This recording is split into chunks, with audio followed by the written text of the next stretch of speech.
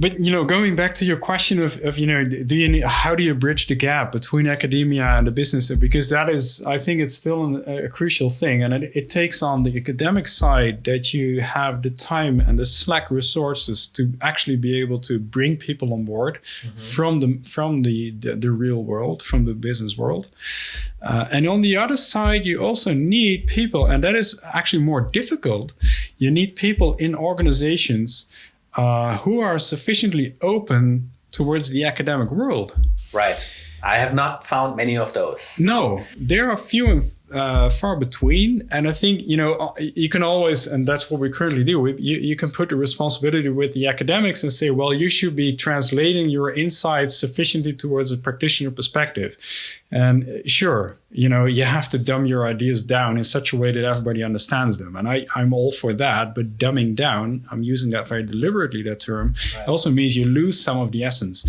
On the other side, you need absorptive capacity in organizations in order to deal with more complex concepts. And that means that you have to have, particularly in larger organizations, some quasi academics. And I do see them in governments, particularly larger governments, so regional provinces and ministries. There's no problem there. It's very easy to interface between academia and the larger governments. It's a seamless communication. We speak each other's language, basically. Oh, wow. That's interesting. At least almost. I mean, we have our own sort of vocabulary, but we can interface fairly easily. But if you look at the business world, it's much more difficult. And there's also a lot of mistrust within business people, managers,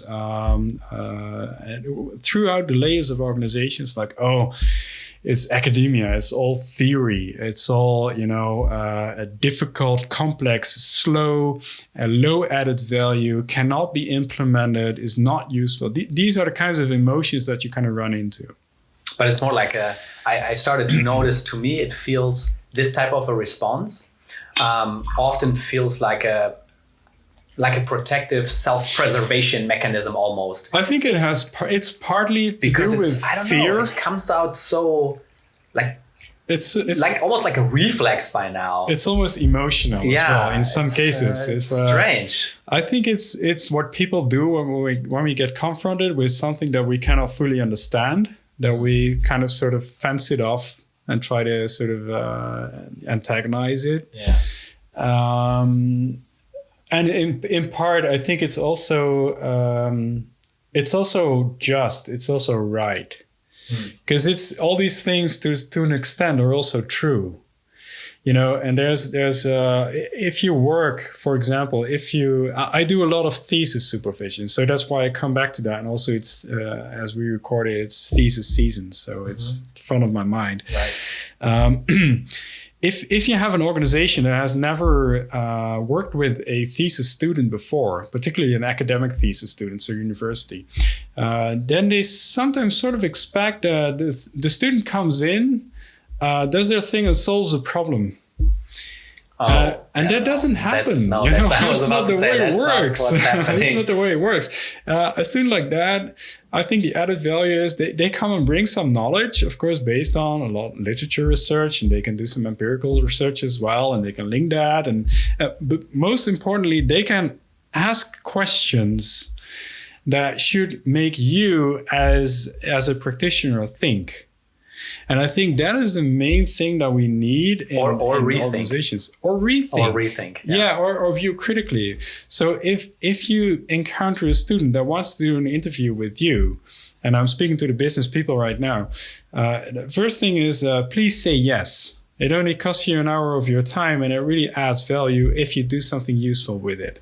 And the second thing is, don't focus too much on your answers, because you know those. I trust that.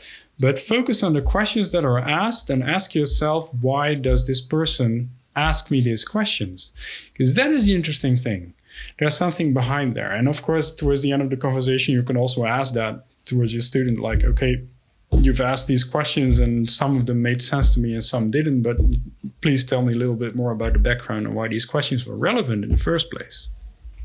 Because that's what you're going to take out of it.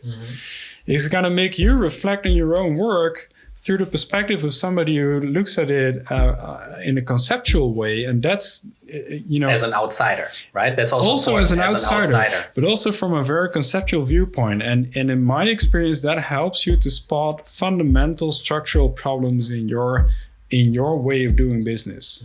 Is really looking at the conceptual perspective of things.